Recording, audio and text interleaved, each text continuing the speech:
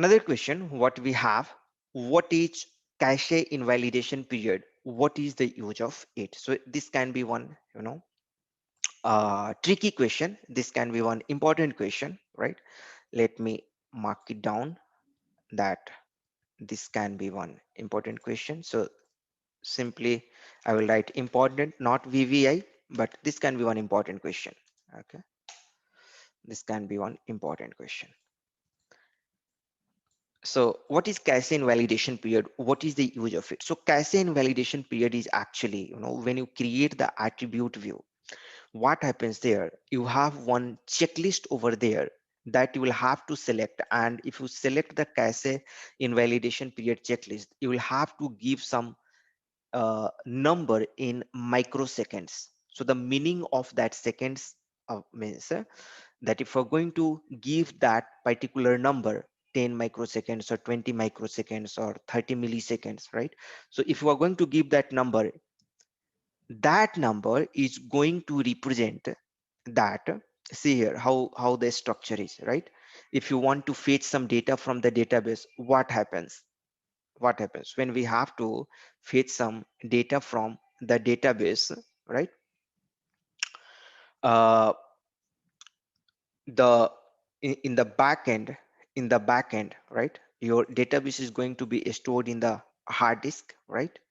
Then when we put the select query, the data is going to come into the RAM, and then from the CPU, right? From the CPU is going to process the data, and it's going to the processed data in our select query into our internal table, right? But just assume that if that data is already there into your CPU at register cache level itself, some of the frequently used data, right? Not all the database data I'm talking about. If some of the frequently used data is there at the CPU layer, is there at the cache level, is there at the registers level, right? The what is the registers, what is the cache, right? So cache is like it's a better version of RAM, right? More costly, more effective, more fast. So if some of the data which is going to be very frequently accessed is there in the cache level, it's your performance is going to be fast, right?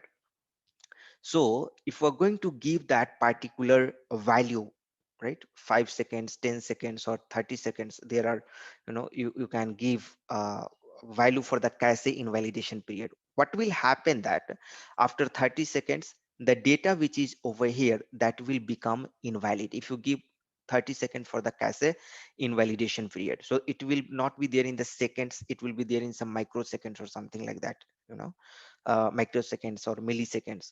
So after that much time, the data which is there in the cache, that will become that becomes invalid. Okay, so again this data need to be refreshed, right? So that is actually the cache invalidation period. After certain amounts of time, the data which is there in the cache, that is going to be invalid, right? That is going to be invalid. So the time which determines the cache invalidation is known as the cache invalidation period, right? However, this is not good practice to enable. Okay, this is not a good practice. If your data is going to be changed very frequently in the cache, it's not a good practice to enable, right? So leave that part, means leave, just leave as it is, don't enable the checkbox, right? Though it is used to improve the performance if your data is not going to get frequently changed. So if you know that your attribute view is the table which you are going to use over there, so generally we use the master data, right? So master data generally we don't it generally didn't get changed. Master data, it's a very rarely changeable, right? So that's why for the attribute you have this option. So if you want, you can enable, it's your decision. However, as per SAP standard practice, be careful, not good practice to enable. The first point you can see over here, right? Now, what is text table, right?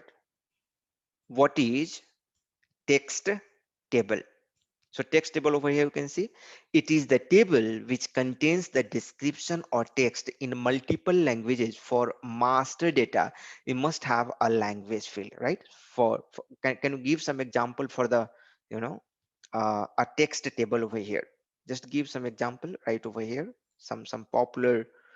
Uh, some popular text table over here, right? We have MAKT, right? We have MAKT. This is a very popular text table for the Amara, right? So some another example, if anyone can list down, right? There are many text table. One of the very important and very frequently text table which is there is the, you know, MAKT T100. Okay, is it text table T100? Yes, in the different languages we maintain the message text over there. Okay, so MAKT, so the text table means if you have some master data, and for that master data you are going to represent the text in the different languages, so that dedicated table is known as the text table.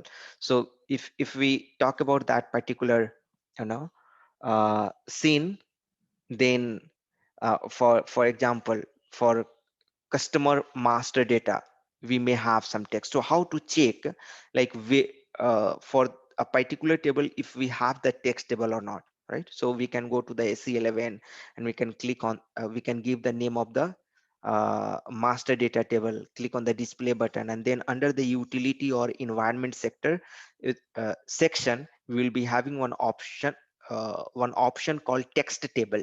Okay, so if we click over there it will just show that what is the corresponding text table for this particular table. So by that way we can find. So text table concept comes into the picture whenever we have the master data, whenever we have the master data, right? So what is the text table? It is the table which contains the description or text in multiple languages for master data. So master data term is important over here. Multiple language term is also important over here, right? Description or text is also important over here. So description or text maintained in multiple languages for master data, those only will be known as the text table. All the table which contains the description is not known as the text table. All the table which contains the description, which maintains the description in the different languages, will not be known as the text table. Only which stores the text about the master data, that only will be known